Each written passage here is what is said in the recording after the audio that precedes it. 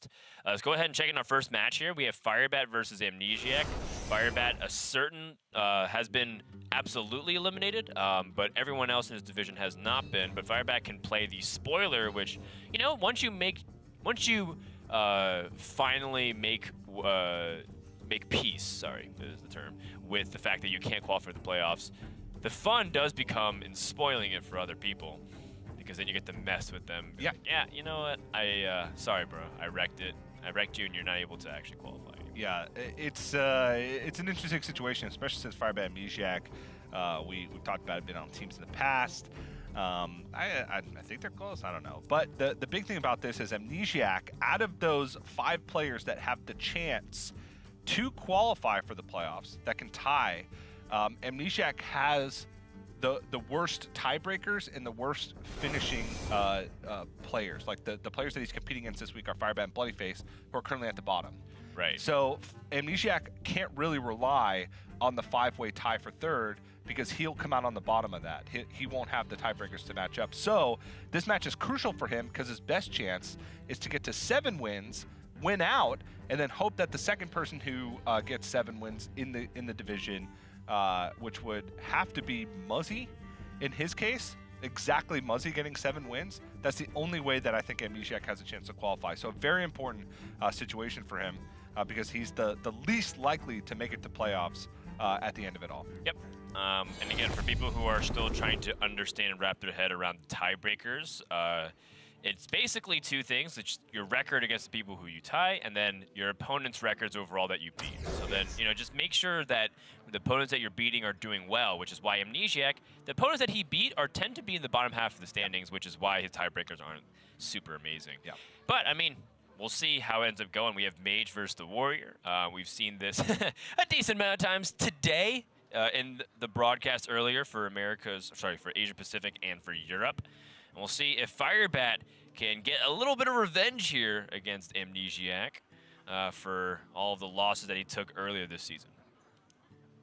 Yeah, and this matchup, I've played both sides of it a lot. We've watched it a ton, and I still, despite I feel like a lot of people saying Mage is supposed to be the favorite, I still have trouble believing that. I think that Warrior has so much game. I think they have a better ability to fight for early board states, and I feel like they can put on enough pressure to end the game with bombs late. As soon as you force the Mage on the back foot, they're making suboptimal plays, and because Warrior can start off with an early curve and then back it up with removal, that's the recipe for beating these slower board-based combo decks. I do like Amnesiac's chances here, and the Bomb Warrior I think can get off to too fast of a start for Mage to handle sometimes. Fair enough. Amnesiac and Firebat actually played this exact matchup back in week 3, and it was, or week 4 rather, and it was the reverse. Firebat was playing Bomb Warrior and Amnesiac was playing the Cyclone Mage. Firebat took that series 2-0. So maybe if the roles are reversed, a couple of buffs being pushed out since then, Snip Snap introduced, a few Hall of Fame cards have been also introduced as well. New classic cards have been introduced with Hall of Fame. I'm just tripping all over this morning, DJ, I apologize. Kind of think I took too much caffeine, I'm getting a little jittery.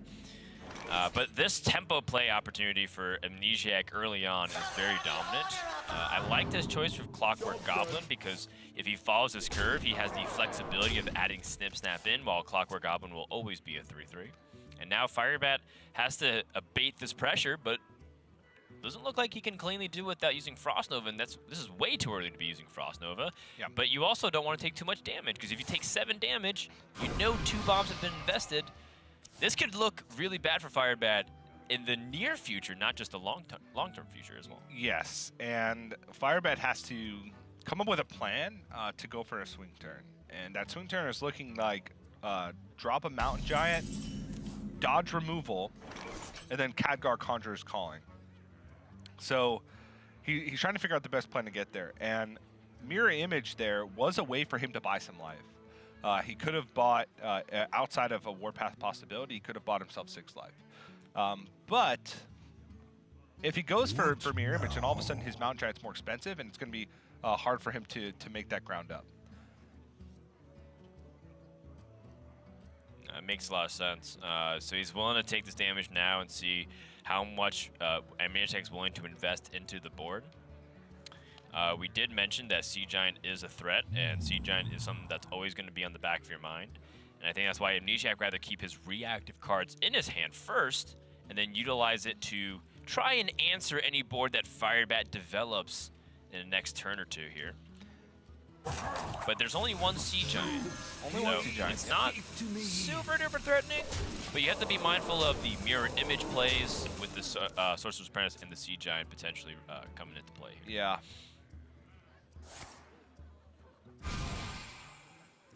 So I'm interested in this setup from Amnesiac. I understand where his head's at. He wants to be able to get Dynamatic on his Acolyte Pain, but I feel like pushing with Snip Snap is better in a lot of situations there. One, if your opponent plays like one big threat, all of a sudden you have to trade in your Acolyte for one draw to get Dynamatic value anyway. Which is likely that they're going to play one threat because they're holding onto a full hand, they're at 5 mana. Like, they're most likely going to play it. And two, I just like getting the damage in and getting it on the board. You can consider Snip Snap when you have a mech on the board to have Rush. But, like, let's say Firebat went for, like just a one giant play with say mirror image. He could then trade over a mirror image, trade one bomb in, and Dynamatic without having to worry about trading in his Acolyte Pain, and he would have pushed 2 extra damage. So there's, I don't know. I get that he wants to draw cards and he wants that longevity, but I feel like the way you win this matchup is just by putting on as much pressure as possible early. I agree. I do think putting on pressure early is the key. Because now what's his Acolyte doing? It might trade in for 1 draw, it might deal 1 damage, which case he could have banked 5 moves. But you draw 3 cards. Depending on how Dynamatic goes. True. Wow. All right, he is going to draw 3 cards. But the problem with drawing 3 cards is that he then lets Firebat have his way with these giants. But he did draw Brawl. It's the only Brawl in the deck. And importantly, he put 10 damage onto Firebat, which is at that 2 bomb breakpoint. So outside of Ziliax, he has inevitability with the 2 bombs that are currently in the deck. And next turn, because he saved Snip Snap, he can then go double Snip Snap to try and push him even more damage. And now Firebat has the Khadgar plus the Conjurer's Calling, but that Brawl is extremely threatening. So Firebat knows that it's probably better just to pressure with the Giants here. You still get a lethal setup just with these 2 Giants as is. Debating if he wants to even throw some more spells potentially into the mix to have some Mana Cycle burn. Because putting your opponent down to 13 with the 16 damage on the board, what to do? I mean, you might be able to pick up a couple spells to end the game here. Fireball, Frostbolts, maybe even Cinderstorm if your opponent tries to clear the board.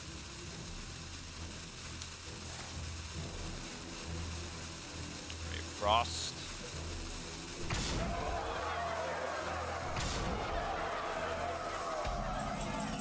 Choose to hold. Yep. Amnesiac picks up Wrench Caliber, sees that this is probably a board he has to deal with ASAP. He can Shield Slam one of the Giants if he wants to be a little greedier and not have to use Brawl here, because Brawl does remove, what, 11 power from his board? That's almost equivalent to his opponent's board state, given his health total, right? Both players are threatening lethal damages with their minion power. Yeah, I actually do like that play better, just because you know there's another Conjurer's Calling in hand, and you'd be giving up all of your board presence, even if one of your minions survives. If you just Shield Slam one of these, you force Firebat to either go for Conjurer's Calling, which he's not guaranteed to win if he Conjurer's Callings again. Right. Because he may just get Mountain Giants just like he did, and then he can push damage, you have Wrench Caliber. Yeah, and then the other thing too is that by keeping this board state pretty big, he does open up to Sea Giant, but he can maybe bait Firebat into playing more into that, and Sea Giant's picked up. I mean, this is a big opportunity for Firebat to go for a big giant board here. Khadgar come into play as a Sea Giant as well, and he does have even the Mana Cyclone as a backup option if all of this goes haywire. All right, did he get taunts? Very important. Free Giant is pretty hard to pass up here, but I would totally understand if Firebat chose to hold on to it because he knows that this is still enough to most likely win the board and the game if he just uses his Rays of Frost here. Yeah. I wonder. And of course, Amnesiac kept the Brawl specifically because of this possibility, which is just very good resource allocation.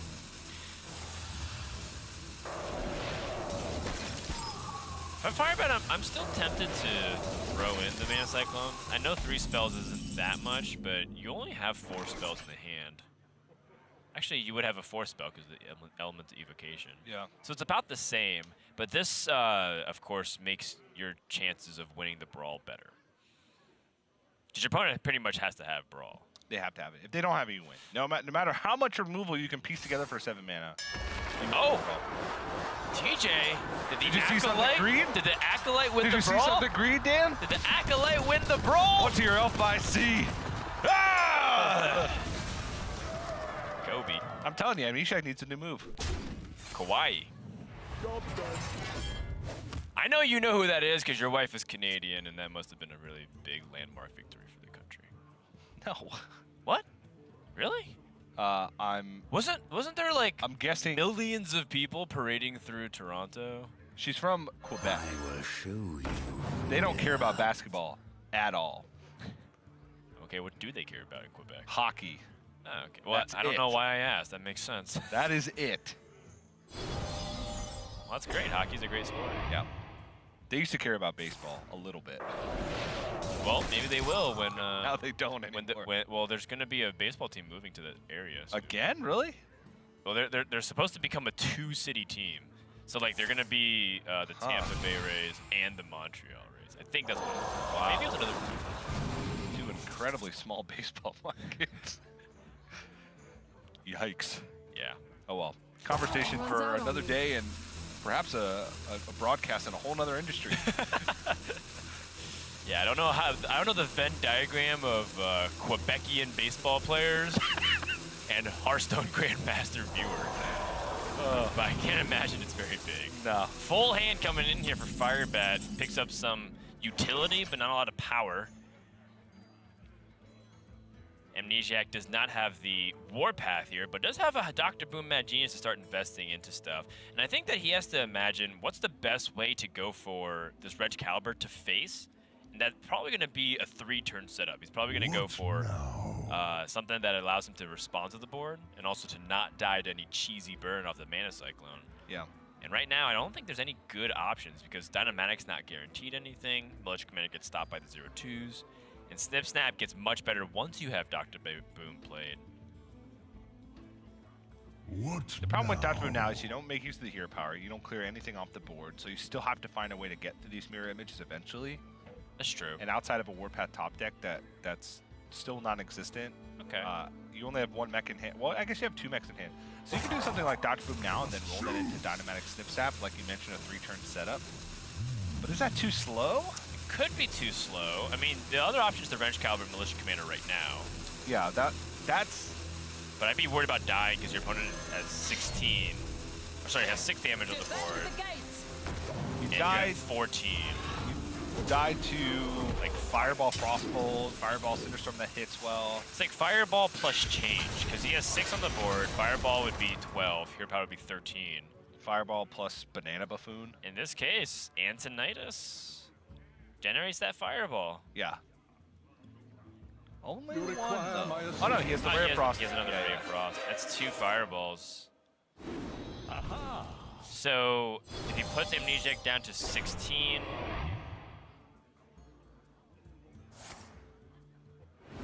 Aha. Why do I keep saying 16? I'm an idiot. He puts him down to 8 with 6 damage on the board. Amnesiac can go up to 15 with the Dr. Boom Mad Genius and Hero Power. Looks like Amnesiac is on a 2-bomb outer. And if that's the case, he wants to Omega Assembly to try and find Clockwork Goblin.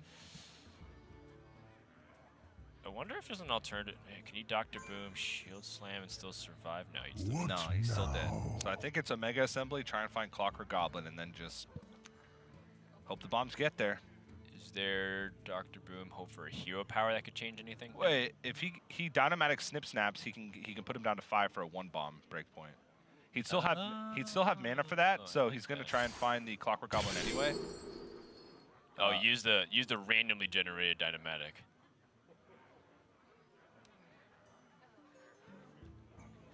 Yeah, so this looks like it is gonna come down to a 1-bomb outer. There is 3 bombs in the deck. There will be 4 bombs once this Wrench Caliber is swung. 4 out of 17. Not terrible. Oh. Well, that just ends up not working out the way Amnesiac wanted to. It just had to not hit his Acolyte Pin. That's all he wanted. Right. If he gets 1 bomb here, I didn't get any, so it wouldn't have mattered. Would not have mattered, and Fireballs are going to go flying. Firebat takes the first game of this series. And the Cyclone Mage, once again, getting over the hump over the Warrior. Although that wasn't really the case last week. I mean, you kind of mentioned how you feel like this matchup may be misrepresented by some of the stats. You might not feel like it's as one-sided because it is pretty dominant for the Cyclone Mage over the Warrior. Yeah. Coming in almost at 60% throughout Grandmasters. But you do have to account for the fact that some of these decks are changing over the weeks. And last week, Cyclone Mage and Warrior went pretty much even. In fact, it was slightly Warrior favored based off the statistics. Yep. And I don't know how. In Asia Pacific, it just seemed like Warrior was beating Mage nonstop. So that was pretty much the reason why. But in other regions, it felt really close. Well, we had a lot of Control Warrior versus Mage last week, and I do feel like Control Warrior is a little better against Mage. Just because they have an alternative game plan besides kill the mage. They have the I can remove all your stuff game plan, right. Which was working out. I think Warrior won like almost every primary mage against match against mage, and then it only came down to whether or not the mage could add more threats to the deck to make it better. And Bomb Warrior literally just has one plan. They don't have enough removal in the deck to go for the. Why are you smiling, Dan? You smirking? You love him? No, I'm just. You're just happy. You make me happy, DJ. It's fun working Dan. with you. All right, we're gonna take a break, and when we come back, we're gonna have Game 2 of this best of 3 series between Firebat and Amnesia. But wait, I wasn't done. I know.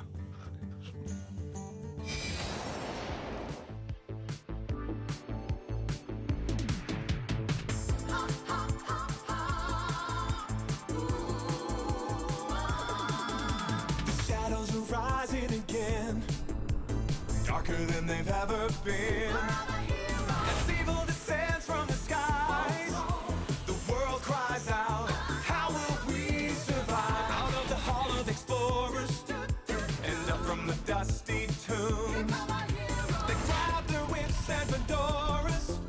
These legends of the past know exactly what to do. There might be magic monsters, mummies in the markets, and ancient mysticism.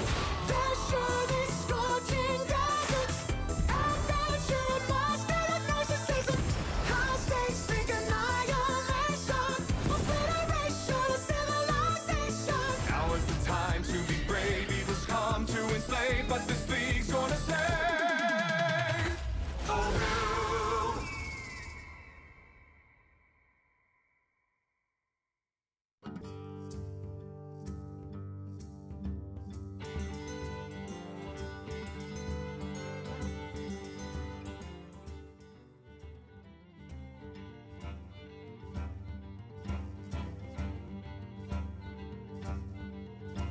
the world. I'm also Amnesiac, the young savage. I was Amnesia SC for like 3 years. But since I didn't have a microphone when I started playing Hearthstone, everyone was just like, oh, it's Amnesiac. And I was like, no, but there was no mic. So I was just like, yes, okay. So I think my experience for Grandmasters was different from a lot of people because in my mind, there was just never any way I wasn't gonna be in the league. I've been top 5 in points in North America for like 4 years now or something, 3 or 4 years. I have a big presence online. I think people get excited when I come onto streams and watch them. I'm somebody people can kind of get behind. So in my mind, when they announced Grandmasters, I was like, all right, let's do it. In terms of Hearthstone, I still really think that I have what it takes to be one of, if not the best players in the world. And I really intend to put in more work than I did last year and be more disciplined. I think I got a lot better at using my time over the past year, and I want to apply that skill and show people just how good I can be.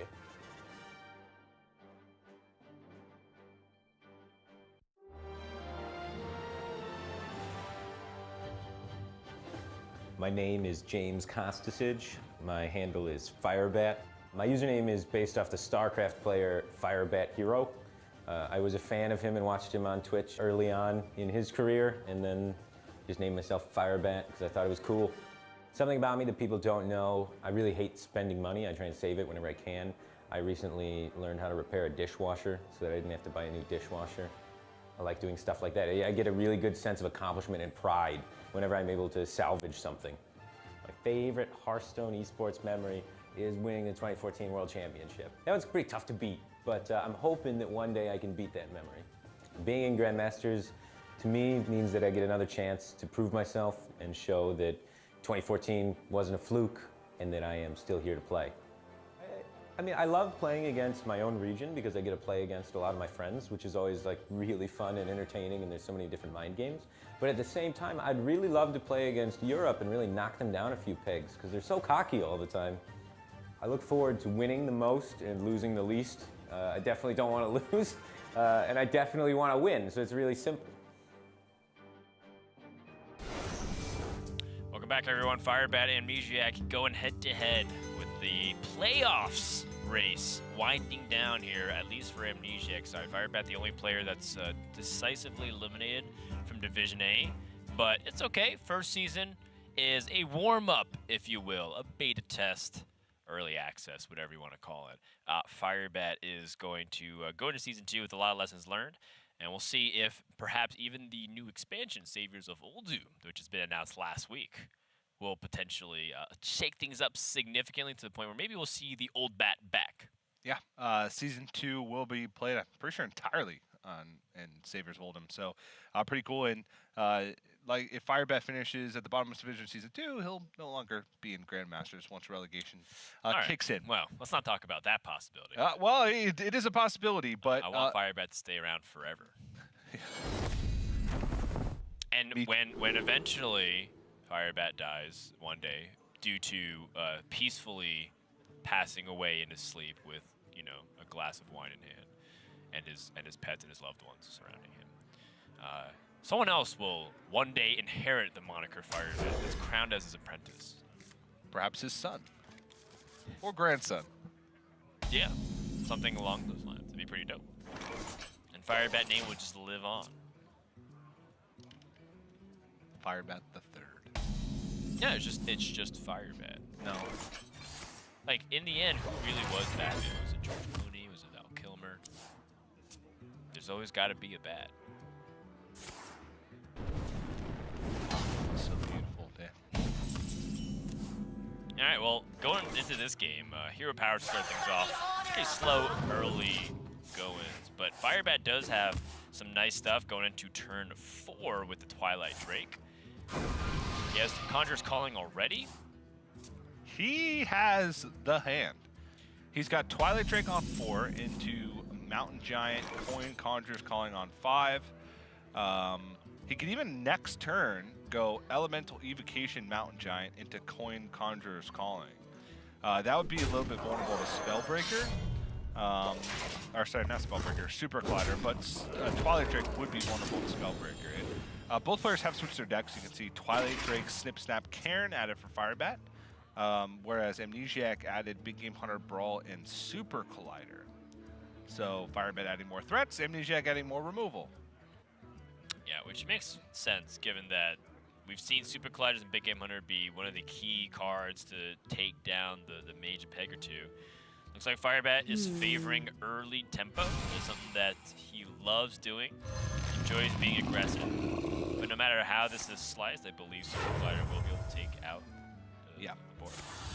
And I think the reason why Firebat's willing to play into Super Collider is the fact that Amnesiac is forced to override Wrench Caliber, which may not seem like the biggest deal. But it is something.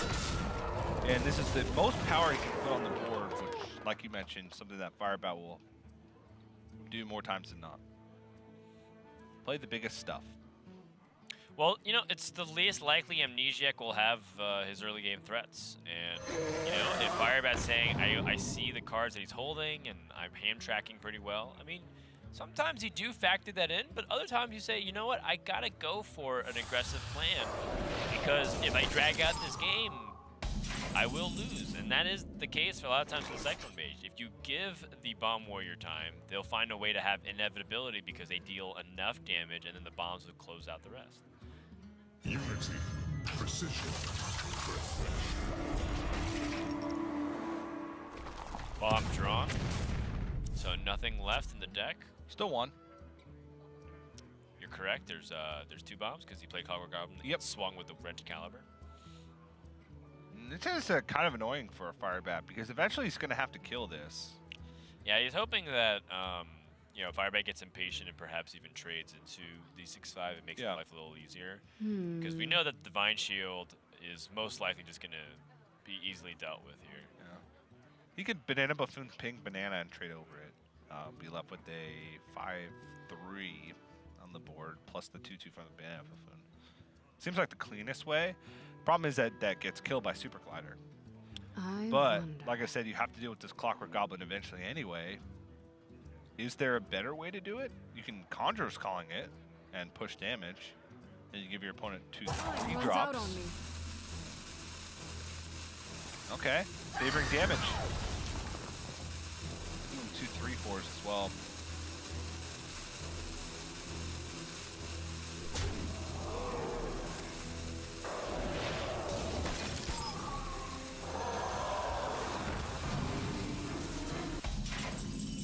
Oh, okay. 2-spell Cyclone finds Scorch, which he did play an Elemental with the Mana Cyclone, so we'll be able to scorch down one of these targets and continue to push damage.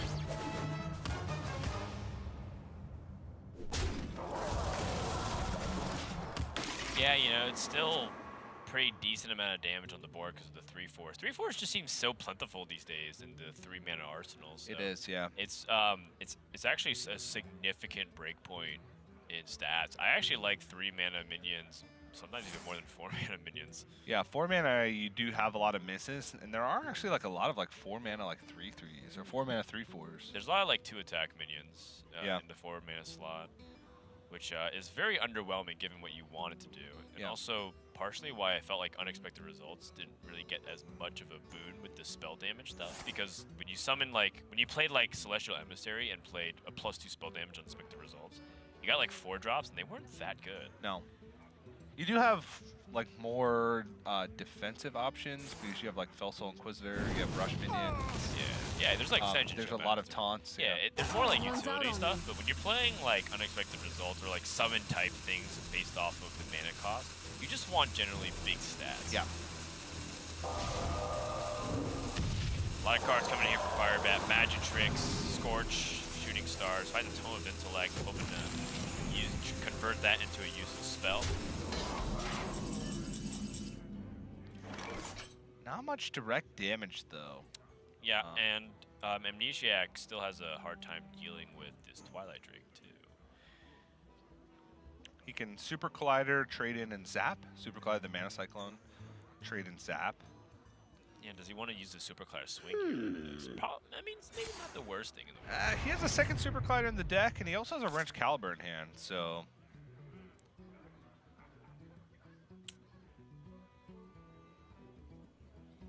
Yeah. Also, Firebat's shown that he doesn't really want to play in his Super Collider. Super Collider is the most valuable in this matchup for the first swing. It's true. A lot of times you even anticipated getting shut down by like a Harrison Jr. Yeah. If you're playing on ladders, like, if I play Super Collider, I immediately anticipate it's going to lose its second attack. Speak to me. But 5 mana kill 2 giants is quite good Yeah. if you sit back and think about it. So Definitely if will- it's Harrison, you're like, okay, it did its job. Yeah, you're definitely always willing to throw away that health just to remove it. Speaking of health, Firebat picks up Ziliax. He does have Snip Snap in the hand as well, which means that he has the ability to play Snip Snap and then use it for big life gain. in the coming turns, which is very crucial given that Firebat's at 16, and you know, if a few more bombs are shuffled into his deck, that would be guaranteed death by the end of the game. So look for that to come into play in the coming turns. I don't know if that's necessarily this turn, but he doesn't exactly have the best development otherwise. Yeah, the problem with kind of holding on to that combo is that what are you playing if it's not Zilliax? You can go Luna, Banana Buffoon, and then play a banana. Or you can just kind of play very slowly and maybe drop a threat plus play some of these utility spells like Spellbinder, Arcane Intellect. The future is ours. Unity. So Precision. gonna keep the hand full, draw a card, and keep things on the board, which is the important thing. Creation. Yep, and with this, Amnesiac can win back the board pretty decisively here. His Town Crier picks up his own Zilliax. Or a Militia Commander, but if it picks up the Zilliax, he can get through without giving Firebat 3 more life. Does want to consider using Delivery Drone as well, yeah. Vicious Scrap House here, Unpowered Mauler. Well, a lot of these are very underwhelming. Yeah, Vicious Scrap Hound is probably the best out of the options. The armor doesn't really matter too much. I guess it matters in the late game once Archmage and Tinnitus factors in. But at this point, Amnesiac just wants to fight for the board. That's the most important aspect. And Vicious Scrap Hound lets him clear off the Zilliax and clear off the Stargazer and Luna and have board presence, so makes it the most appealing.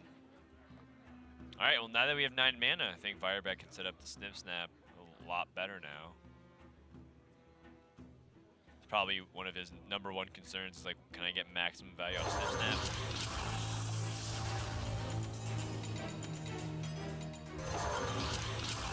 Separating them. I mean, he says if you have the Warpath, you got it. Trying to make it less vulnerable to Omega Devastator, which makes sense. Less vulnerable to Mega Devastator and Spellbreaker. Spellbreaker as well. So if you consider that they're both 2-ofs, and having multiple attacks is often beneficial for fighting for board if he has neither, then I guess this works out to be, on average, better.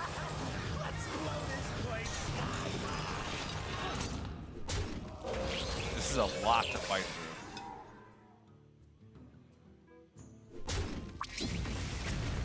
Oh, man. I wonder if the Super Collider swing first is better. Not if you're going to keep getting face attacks.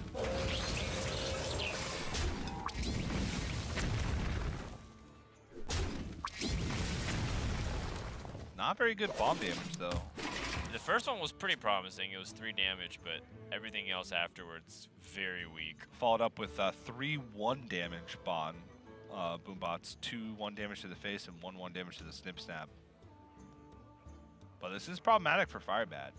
He's used his only card that heals in the deck, outside of, say, an Ice Barrier from Mana Cyclone. Actually, he's used both Mana Cyclones too, so. Yeah, I mean, he was in a tough spot, and like his hand was really full. Obviously, we could see the greed that he would want to have with Snip Snap and Zilliax, but there's no guarantee that you can even stick the mechs onto the board. So I think his line is perfectly fine based off of that, or at least understandable. I wonder. I'm sure there's people who could probably poke holes in a lot of like different lines of play.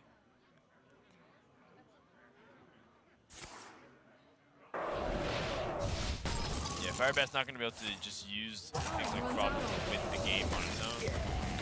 He has to wait for Antonites to come down, but by then the board might snowball out of control. Yeah. Ugh. Bomb drawn.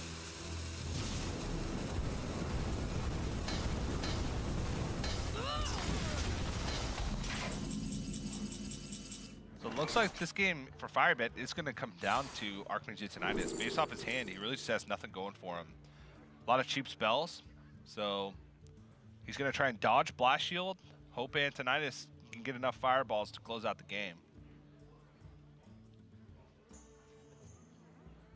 Amnesiac doesn't have the luxury of that information, though. He could assume that Firebat's hand, after drawing a few cards last turn and clearing off the board, has a lot of threats. Still a Twilight Drake left, still a Mountain Giant left, still a Cairn left, and the Archmage Antonitis. Yeah, I think with Firebat's threats, it's still like a winnable game. It's just that I don't know if you get that time. Yeah. Ooh, Blast Shield. Another bomb.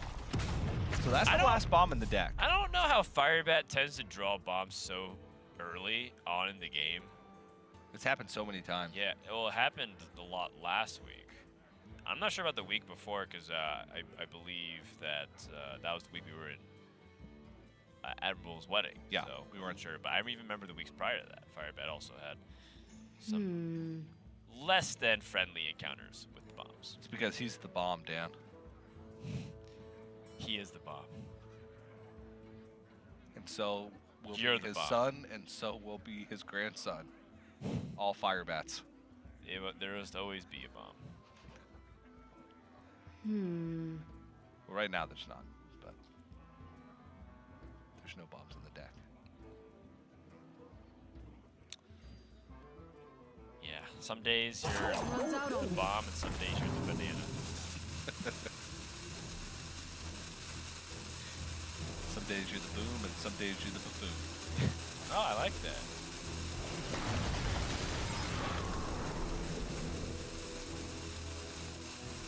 Thinking about using a banana. I think he could have used one because of the fact that he's pulling Archmage Antonitis. But honestly, seeing Blast Shield, I think he realizes that he's going to need Sorcerer's Apprentice.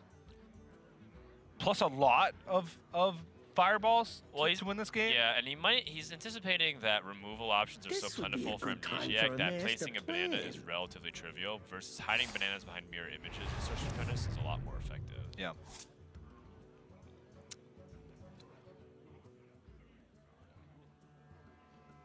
Spellbreaker slightly late to the party.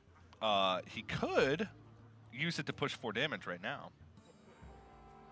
And then set up for lethal with Wrench Caliber next turn. Okay then. Yeah, I think I like that play actually, just because, I mean, when I say actually, it's because usually you're using silence to get past things like taunts and whatnot, but Yep. this is a fairly clever use of silence to stop your minions from being frozen and push that extra chain so that we can end it with Rich Caliber or Zap. And I think with the Zap, there's absolutely zero possibilities for Firebat to stop this anymore. Yep, no Ziliax, no Mana Cyclone. Even Mana Cyclone couldn't really pick up anything that would heal you. It was Ice Barrier against the Wrench Caliber specifically, but Firebat's just going to try and look anyways. Yeah, but he could see the Zap, so. Oh, Conjur's Calling could actually change some stuff. Conjur's Calling into Vicious Scale Hide on a 2-drop. Conjur's Calling into... There's no 4-drops that can attack and heal. There's Spellstone Inquisitor, which has Lifesteal as a mech. Right. There was one in the Paladin class that had Lifesteal in charge, but that has rotated out with the Knights of the Frozen Throne expansion. Yep. I believe it was like Chillblade something? Chillblade Crusader. I Yeah. think.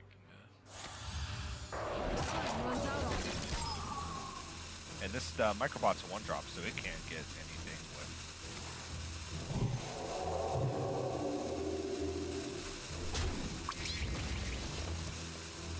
Doing his due diligence, kind of understanding that Dr. Boom has the Zap. That's going to be a tied series. Amnesiac equalizes, keeps his playoffs hopes alive. With a loss here, Amnesiac would be eliminated from the playoffs. Pretty much. Yes. So quickly, the way our tiebreakers work is the first one's head-to-head. If head-to-head is 1-1 or there's more than 2 players involved in the tie, then the second tiebreaker is the total number of wins that the players you've beaten have accumulated over the season.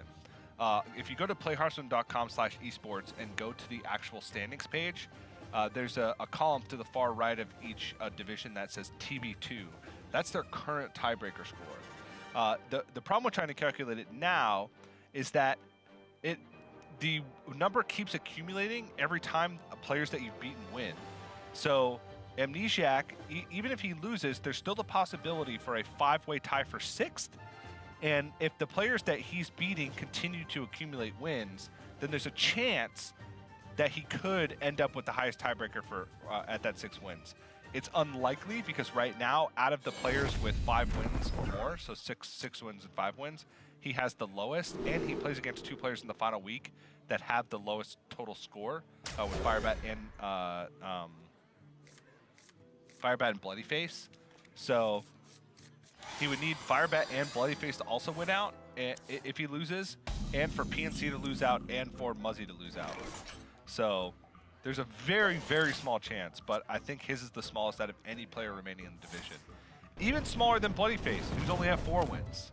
So it gets very in the weeds very quickly.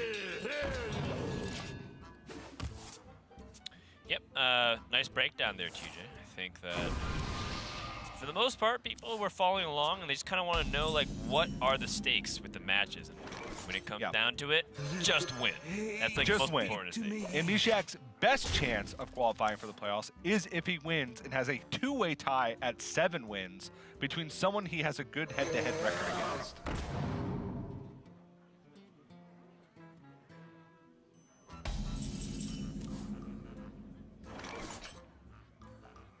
Your magic shall not save you. Well, the silence right on curve to answer the Twilight Drake. That one stings for Firebat.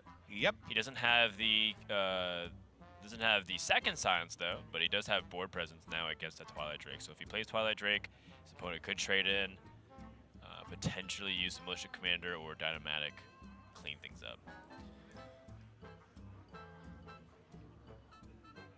In fact, if he plays Twilight Drake, it's like a really bad thing if he has Dynamatic, because then he can just, well, I guess it's the same either way. He can just guarantee 3-card draw. Yep.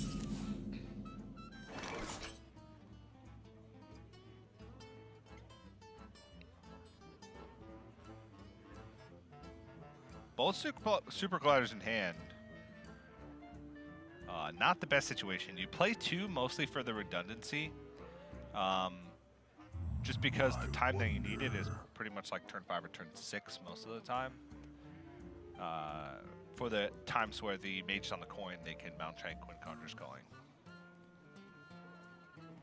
But 2, I don't think I've seen games in a long time where a player has been able to get full value out of 2 super colliders.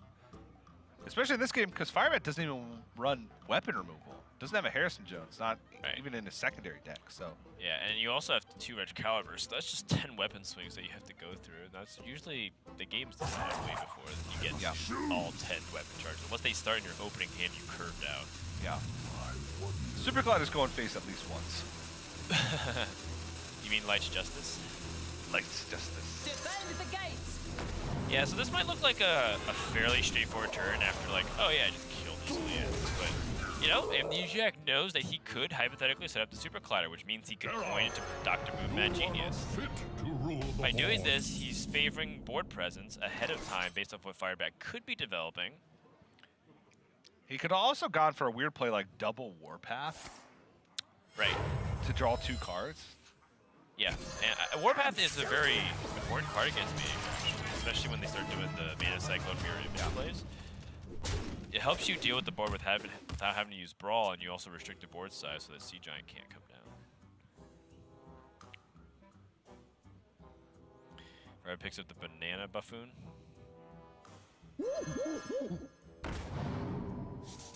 Banana Buffoon to Twilight Drake feels pretty good here. Most likely we'll see a trade over the Acolyte of Pain just to deny additional card draw from Amnesiac. Firebat also probably realizes at this point with so much armor from Amnesiac's side and Blast Shield staring at him that this game's not going to come down to whether or not Firebat can kill him quickly. It's going to be whether or not he can just stick a board for a long time and get recurring damage.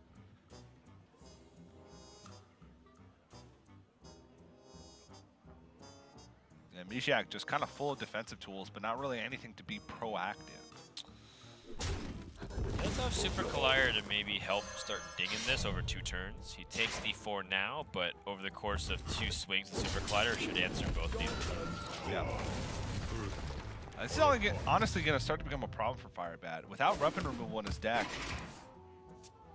he's going to have to make plays that are going to be weak to Super Collider if he wants to win the game. Well, I mean, Firebat could go really heavy into it right now with Mountain Giants and Contra's Callings, but has to be mindful of that brawl. And I wonder if that might mean that instead Firebat chooses to, say, go for Mana Cyclone turn instead. He could go for Sorcerer's Apprentice Bananas. So you want to power the Bananas so that way Super Collider math is messed up. But because of Zap, I don't know if that's the case. Yeah. And then you could Mana Cyclone at the very end. Keep your hand count high for Mountain Giant. If you go for the Mountain Giant here, I wonder. how much do you extend into it? Do you play Conjurer's Calling, or do you just kind of chill and push 8 damage?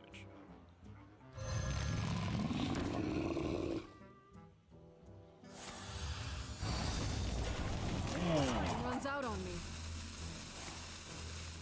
That ends up working out really well for Firebat because of the Grave War. Placing it on the far right like that, if he does get a Grave War, it's more likely that Amnesiac can't clear with the Super Collider. Gotcha. Well, this is a halfway play of what we were talking about with the Mana Cyclone turn with actually playing the Mountain Giant. So Firebat found the best of both worlds.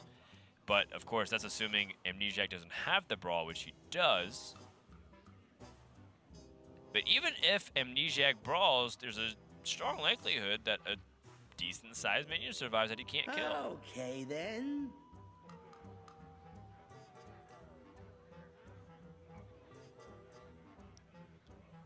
He knows the risk. He's going to go for it anyways.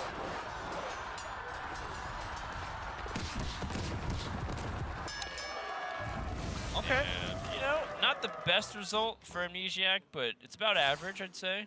Because, you know, he could have gotten the 2-2 with the 4-4. Yeah. Firebat is obviously not happy with that, but can't be too disappointed because it could have been much worse. Yep.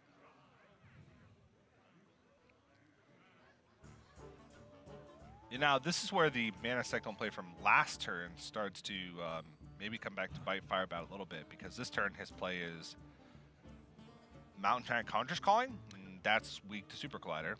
What If to he had do? gone for just What say the to play went do? last turn without the Mana Cyclone, he would have had a very similar board state, stronger to the Brawl, and been able to follow it up with a strong Mana Cyclone turn the next turn with Sorcerer's Apprentice, being able to get a lot more spells than just the 3 that he got last turn.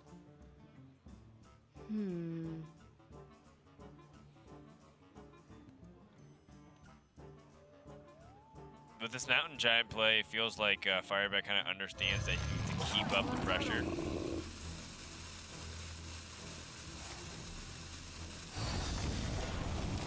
But it does line up pretty easily into what Amnesiac has. Splitting Image.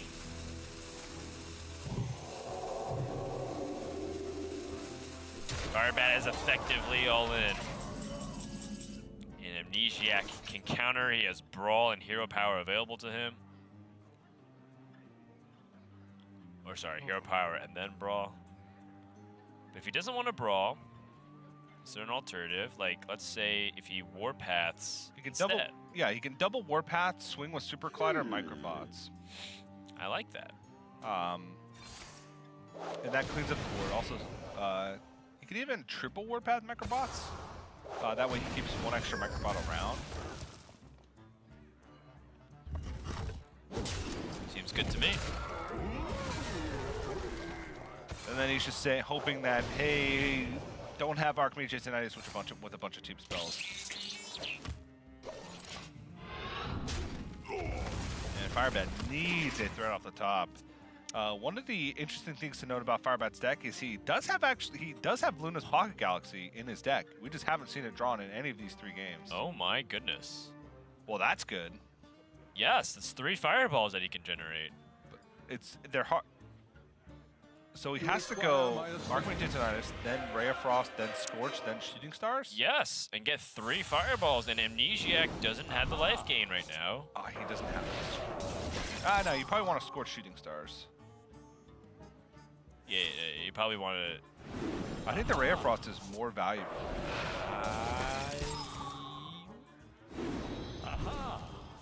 I guess Scorch can be valuable as well. To clear something off. Big assembly here. I think Amnesiac has to look for life gain of some kind. Eternium Rover. Vicious Scrap Hound. Zilliax. None of those. But he's gotten more bombs, so he's got pressure tools, but Amnesiac knows that he will die in 2 turns after this. Yeah, the pressure tools, and if he doesn't clear off this Archmage at Tinnitus, then he would die next turn. Okay, then.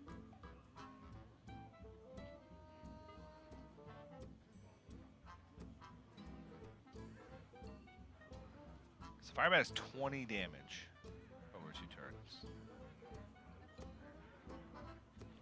So Amnesiac's going to need to roll Blast Shield or draw healing from his deck.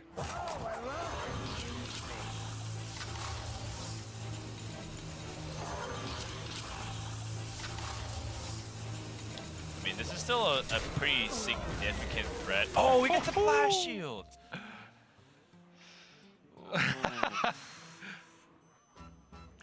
Yep. That is brutal for Firebat. Yep, that is the only turn he didn't want to see Blast Shield. He had a 2-turn lethal setup outside of any healing armor picked up from Amnesiac. Still not over. I mean, Firebat does pick up the Mana Cyclone, so we have seen some pretty crazy comebacks before based off the randomly generated nonsense off of that. Yep, could pick up Power Blast. Yeah, and I kind of wonder if it's better for Firebat to, say, reduce the damage on the board now. Let's say he plays Vaporize and Splitting Image and then What to do? Hero Powers and like Fireball, like kind of weaves in Fireball now with that. Or should he go for the Mana Cyclone? It's hard to say. He's used a lot of cheap spells already. So he's going for double Fireball now. See if he can pull out something with the Mana Cyclone. Just 2 spells. Needs burn. Finds potential burn. Okay, Power of Creation. We're cooking. Power of Creation into Reckless Rocketeer, Argent Commander. Damage Stegatron would just be really annoying for Amnesiac to remove.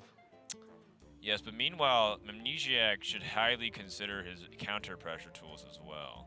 And he's got Clockwork Goblin and Reg Caliber, and he can push 8 plus 11 to put his opponent down to 15. I mean, Firebat doesn't have that much breathing room. None whatsoever. He's going to die in 2 turns himself. He doesn't have enough time to piece together the amount of burn that he needs. Job done.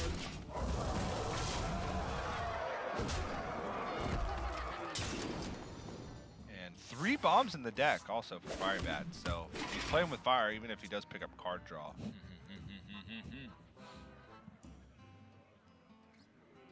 Power of Creation to 2 Leroys. I think that's his out. Well, but he does have Rays of Frost, so let's say he picks up big statted minions. Missile Launcher is very funny because it adds damage. Okay, so if he gets 2 Missile Launchers, he puts his opponent down to 10, then he could. Then he's on. Is he a Frostbolt to win the game? Yes. No Frostbolt has been drawn, and there's still a Frostbolt natural in the deck. all right. It's got to be Missile Launcher then. And Ray of Frost. Yes, and then Firebat sees it. Now, he actually doesn't want to, like, scorch this 8-5 because it ends up building a board against him.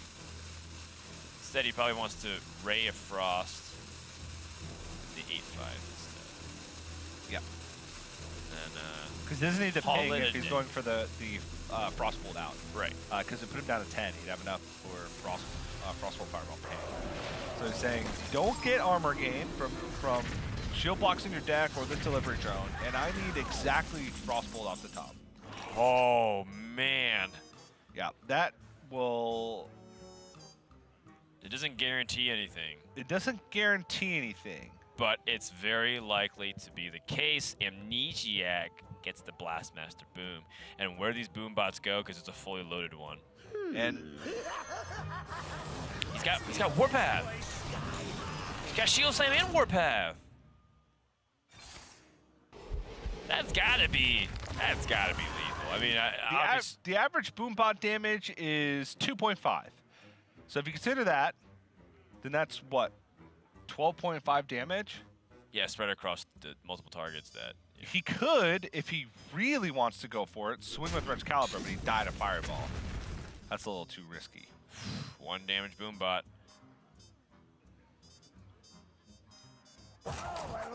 But at the very least, he could set up for a bomb out. All right.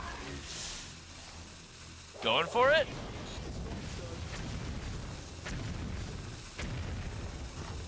All right, he does have a 1 Not bomb out. enough. 4 bombs in the deck. 4 out of 17. A little over a quarter of the time. Wins right here. Nope. Firebat fades the bomb, but what does he draw? Mirror Image. So Okay. unexpected results into double Bluegill Warrior. Sure. Or some kind of taunt or something that can help give him time to stall, because he does have Ray of Frost. None of those. So he can Ray of Frost. He could Vaporize. He can... Mirror Image. Yeah, Mirror Image just to protect your minions to try and get that little bit in and ping.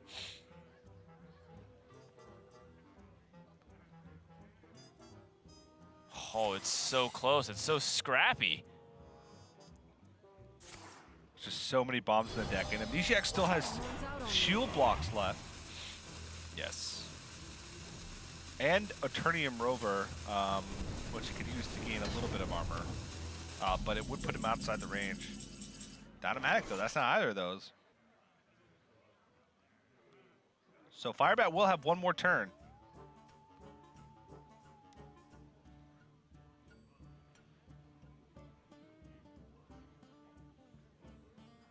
One more draw.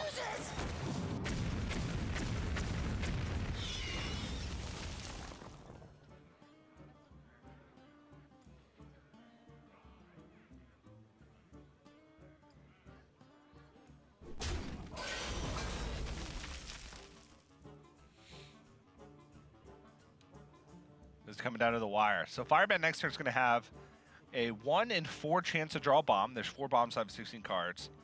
And then a 1 in 16 chance to draw a Frostbolt for lethal.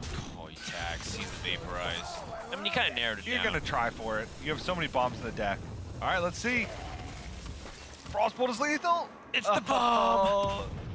I And wish- Firebat goes down once again to just drawing too many bombs. And Amnesiac playing to his outs, keeping it close, keeping his play pretty tight. But man, was that a barn burner, because Firebat getting that Antonitis was also his only chance to win from that spot. Lands it, gets the triple Fireball. Amnesiac's only way to survive was the Blast Shield. Gets that. Firebat's only way to win was to follow up and contain the board, which he did. And Amnesiac's way to win right there was another bomb, because we don't know if a Frostbolt was being drawn. Yeah. It would gone the other way. Really tightly contested back and forth. Well done. Yeah, and I have my tiebreaker sheet here, and if Amnesiac beats Bloody Face in his second match of the week, then he'll be at 7 total wins. Okay. And he could be the only player at 7 wins at the end of the week if PNC, Strife Crow, and Muzzy Face lose out, because Amnesiac's last opponent is Bloody Face. Did you say Muzzy Face? Oh, did I say Muzzy Face? Sorry, that's just a funny. Muzzy and Bloody Face are both, if you look at my sheet here, they're like all around the same area. Yeah, they're around the same territory. So still a chance. Still a chance. Yeah. It looked like you were ready to go over every permutation possible. I was only but going over Amnesiac. I believe permutation. Amnesiac is joining us for an interview. So, Amnesiac, you there? Hey, what's up, guys? Hey, what's up? So, going into this week, it's kind of deciding who goes to the playoffs. You still have a very good fighting chance, especially with that win. How did that series feel on your end? Oof. The last game was kind of touch and go. Yeah. I was like I felt pretty in control. I mean, I knew I was gonna have to take a bunch of damage with how my hand was because I just had like brawls and super colliders. So it's like I can't really go blow for blow here, but having Doctor Boom in that hand was really important because it kind of gave me the tools to stall. And then there was a point where he had like 6 cards. He had the card on the far left, which I was like, it's probably removal, and then he had 4 generated spells, and he ripped Antonitis, and I was like, you've got to be kidding me! Like, he was super dead if that didn't happen. And then I'm like, okay, well, I'm dead. And then I ripped the Blast Shield Hero Power. I'm like, back in it, baby. never count the young Savage out. There you go. And yeah, so that's the high level intellectual processing that was going through my head. I'm dead. Wait, he's dead. Gotcha. Did your preparation change anything from this week, given that there's the playoffs on the line here going into the end of the season? Well, I'd like to think I've been trying my best, so I continue to try my best, kind of. It's not like I've been going like 80% like a Dragon Ball fight, just so I can whip it out at the end, Dan. Like, I'm doing my best to win the games. Good. That's all we can ever ask for, I guess. Yeah. So your next match going up against Bloodyface, let's say hypothetically, we can't talk to you. Give us any thoughts leading into that match later this weekend. I'm definitely favored. Like, I think that way that series plays out is that the primary game is really hard for Warrior, and the tertiary games are much better. Like, Super Collider is a hell of a card in that matchup. I was pleased I almost won the primary game. Like, my hand was very good in game 1, but that matchup is just really tough if you don't have the tech tools. But, I mean, I feel good. I've played that matchup a few times in this league now, so I think I'm getting the hang of it. But I don't know. I'm usually pretty confident. I feel good. Cool. All right. Any last questions here for William? No. Congratulations on the win, and good luck. I feel like no was the wrong thing to say as the interviewer. I'm not the interviewer. Dan's the interviewer. I'm just a chucklehead that sits on the side of the desk while he asks the questions. Do you have any I questions still think for no us? was wrong. I'm I'm Andy Richter. He's Conan. Really not how it works. That was lost on me. You're a boomer, Tej. I'm sorry. Jeez. No, I'm not. I'm not that old. Me and Dan are the same age. Did you know that? Actually, Dan's older than me right now. TJ is the youngest Hearthstone broadcaster that's out of the GM crew. I am. Out of all of us, I'm the youngest. Well, Except I for guess Derek. Derek now. Brown, unfortunately, has usurped your throne. He has. Yes. And then when inevitably Amnesiac retires and takes our jobs as commentators, along with Hunter Race, yeah, they will be the youngest caster. Yeah. Okay. So I have a question. Hey, Amnesiac, when are you going to be washed up and start casting? I can't wait, man. It's gonna be great. Your job is so much easier than mine. Just slip into my DMs when you're ready. All right. When you're ready. I want to see you do the 6 warrior mirrors in over 2 days. It'll be really fun. But either way, enough of taking your time. Thank you so much. Congratulations on your victory, and good luck against Bloodyface this weekend. Yeah. Thanks, guys. See ya. All right. The young Savage coming out swinging, getting the win over Firebat. We all knew that Firebat, it's not his season, but nope. Overall, one thing that I do admire about Firebat is that he goes back and publicly discusses his plays. Mm-hmm. I think a lot of people just say generic things like, you know what, didn't play that well, moving on. Firebat confronts it head on. He actually takes time to dedicate and screenshot his plays and review them on Twitter, so you should check it out at Firebat on Twitter. I do tell him, I said, Firebat, you're missing out on easy, good video content. You should be doing video analysis so you can go over the board state and kind of hover your mouse for some visual demonstration analysis. Yeah. And he says, you know what? You're probably right, because it takes me a long time to find the VODs and scrub through for the screenshots. I don't know why I'm doing this. I'm just leaving money on the table. It leads to better discussion, right? The way he does it, because every individual snapshot of a play leads to a thread of discussion on that play. Whereas in a video, who knows? Who knows what kind of discussion you're going to get well, in yeah. a video. But then he just goes back and does the Twitter screenshots anyways. So. Yeah. I want him to do the video stuff, and I'm interested to hear what he has to say about that series. But that's it for that. Our first series is done. Our second